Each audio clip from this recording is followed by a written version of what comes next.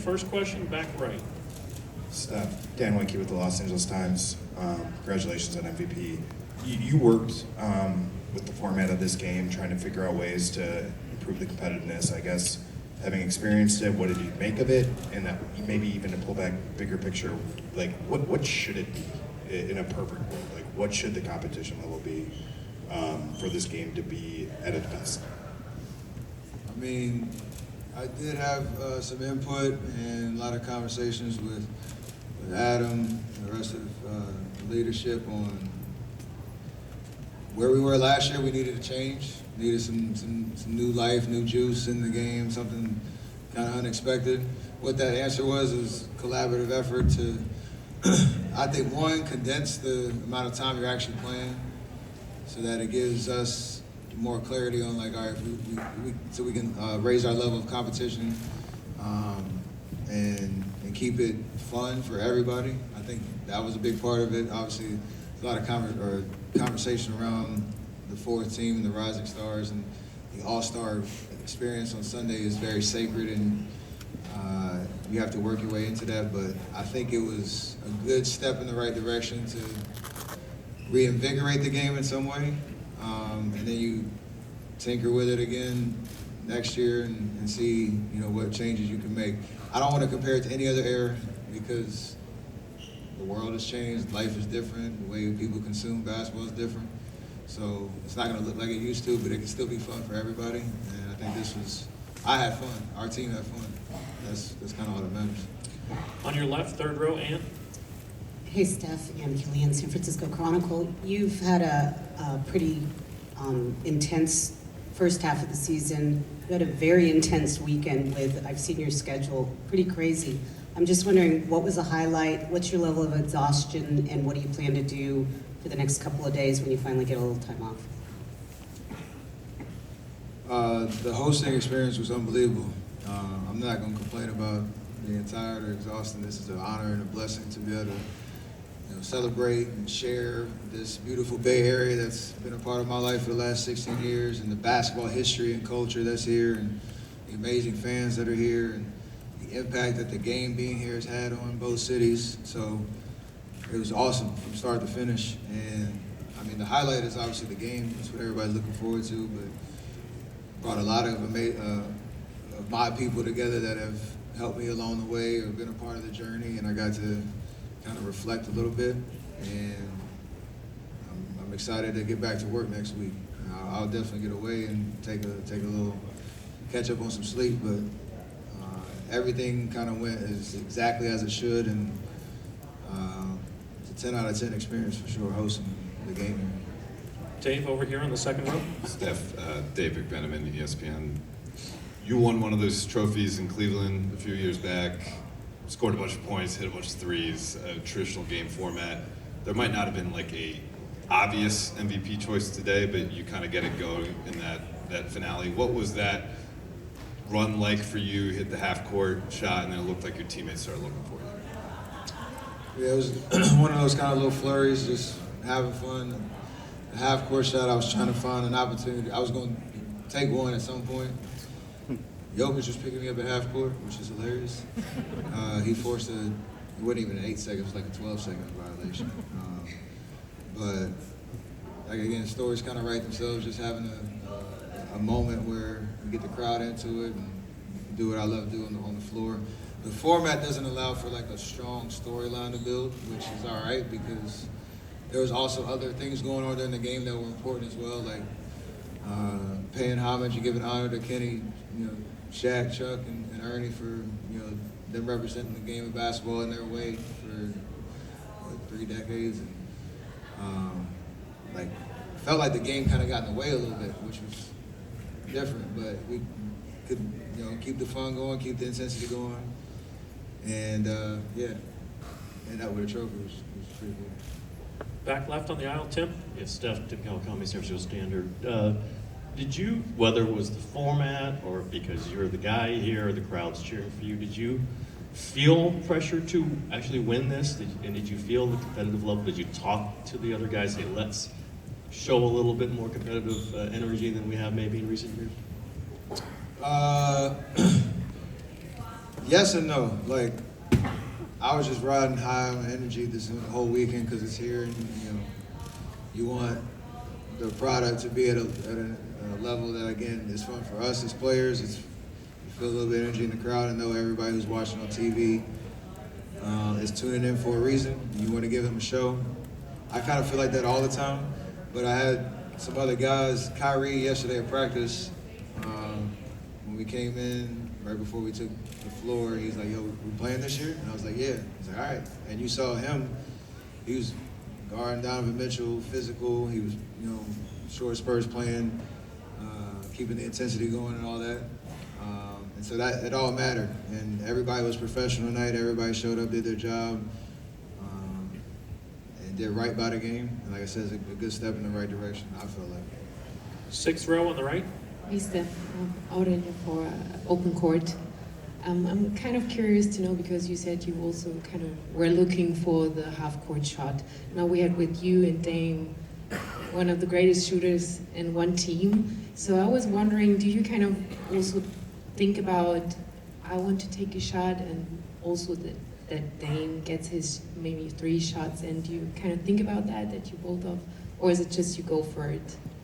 You just go for it. The cool part, like some of these stories kind of write themselves. Dame is from Oakland. He's represented Brookfield, where he's from. Like, he is Oakland, and playing in Portland, playing in Milwaukee. Every time he comes back here, he wants to put on a show, and he made the shot to end the first game, and got to do his Dame time thing. I had my little moment in the second game. The defending champ JT got us going early in the second game and gave us a lot of life, hit some shots. So everybody had their moment and chimed in on the fun, and that's the way it's supposed to be. Ron over here in the 3rd row. Steph, Ron Krochik, San Francisco Chronicle. Was there any moment when Wemby does something and you find yourself thinking, a 7'3" guy's not supposed to be able to do that? Everything he does. and Everything. To go along with that, sort of, if you look into the future, just think of him as the anchor of this game 5, 10, 15 years from now. What's that going to look like, given how unique he is? He took it serious. He was playing hard. He was showing his unique skill set all across the board. It was very similar to like Giannis a couple years ago, when he was dunking everything and sprinting up and down the floor. So you make the game what you want it, and everybody has a choice to do that.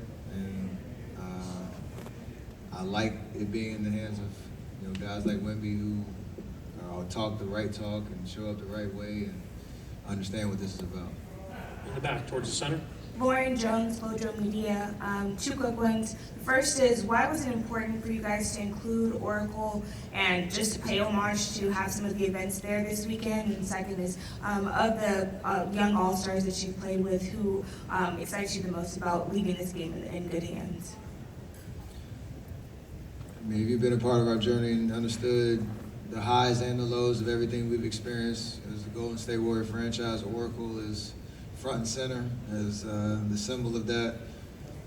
It's such a unique place. Oakland's such a unique city, unique town, and the idea that we had an opportunity to pay homage to the 47 years that we played in that building and the memories that we had. I got real emotional yesterday going back. I've been back a couple times before, but not with a crowd and not with a basketball floor on the ground and being able to kind of reminisce. And it was very special for sure. I know there's a lot of talk like we should play a game there. I like that idea. But Oracle holds a special place in my heart, and a lot of fans who've been a part of this journey too. So it was really cool. Marcus over here on the right. Marcus Thompson with The Athletic.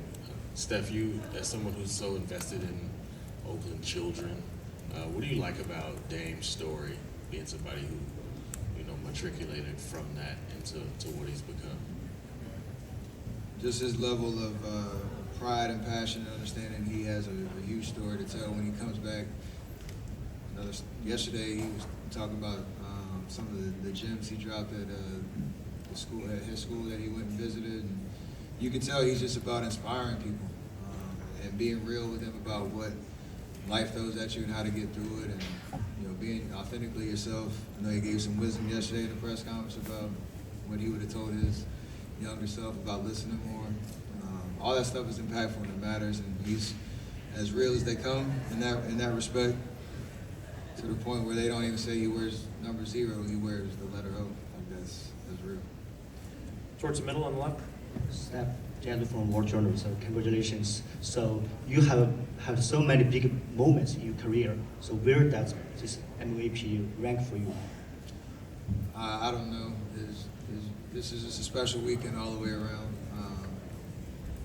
This is very symbolic of the entire journey. I know we have a lot. I hope we have a lot to accomplish on the court, and not ending the journey anytime soon. But again, for me and from my vantage point, having played here for 16 years, and this is the only place that I've played, it was just a great celebration of basketball in this area.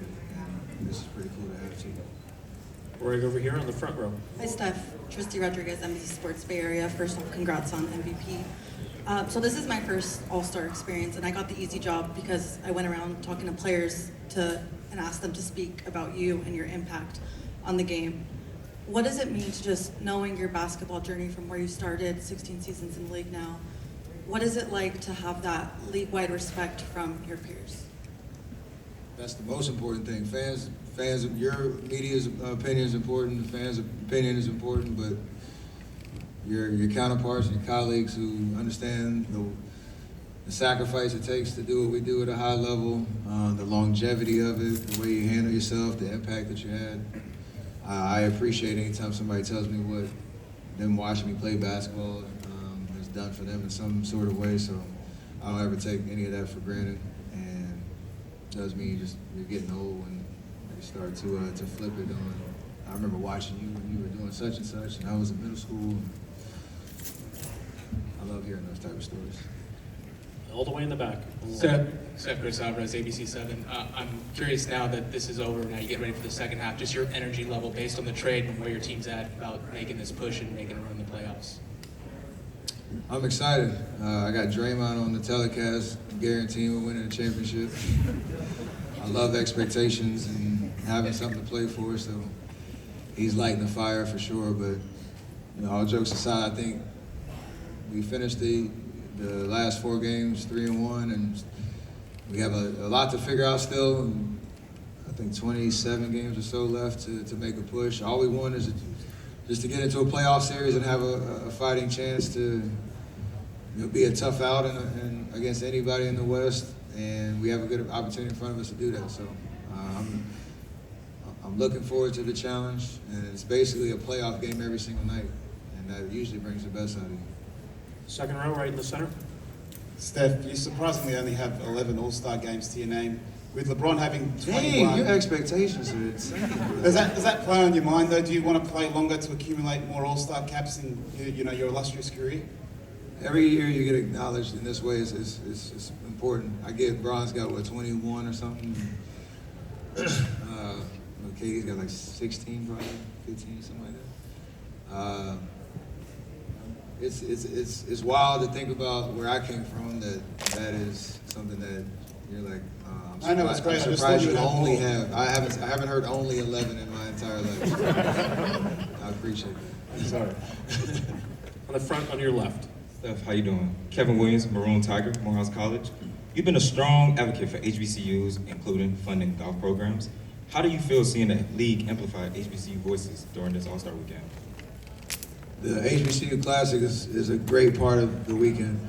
It shines a light on some amazing colleges and universities that are, in the business of providing amazing opportunity and have for years. And it just adds a different element to the weekend where I got to cross paths with, right before our practice, some kids that were in the hallway, they were about to play, and they pulled their phone out. They forgot about all their scout reports. They forgot about all their prep. All they want to do is just take a picture and enjoy that moment. And it's about shining a light on them and the talent and opportunity that's there. So hopefully that is a part of All-Star Weekend every year in the future. We're going to do 2 more on your left, and then on the second row towards the center. Steph, you're an aficionado of Warriors history. How does it feel to be MVP, given that Rick Barry was the first MVP back in 1967 at the Cow Palace? And what does that mean just for you to have that honor? And like you said, to see the franchise where it's come from. It's still surreal. I got to see Rick tonight, and but before I won the award. But I understand the history of this being the third weekend that we've hosted it, and from the Cow Palace to Oracle to now Chase. The legends that have played for this franchise, and being amongst them with certain accomplishments like this, and again, it's all about just celebrating the journey. We're not here without that generation and every generation since that has paved the way for us to play this game and have fun at the highest level. I'm very appreciative of it. Last one, second row in the center. Hi, Steph. Right here. Tony Cañameras from Mundo Deportivo, Spain. We're talking about, you face today international stars. Talking about the international stars, there was in particular one that you said that inspired so much your game, Juan Carlos Navarro. Well, do you think that the way how he inspired your game has kind of become a decisive factor for you to become the greatest shooter of all time? Thank you.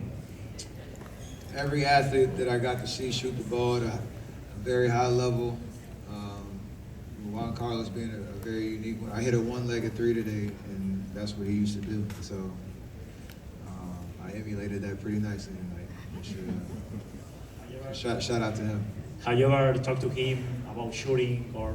No, I just watched. I've met him once, but I just watched a lot of the film and highlights. And like I said, there's so many shooters that have inspired me and impacted me the way that I play. From my dad to Reggie to Steve Nash, Juan Carlos is on that list. That's the cool part about basketball, giving back to the younger generation, and then we kind of come into our own. Thank you. Thank you, Steph. Congratulations and safe travels, everyone. This is it for tonight. No, it's fine.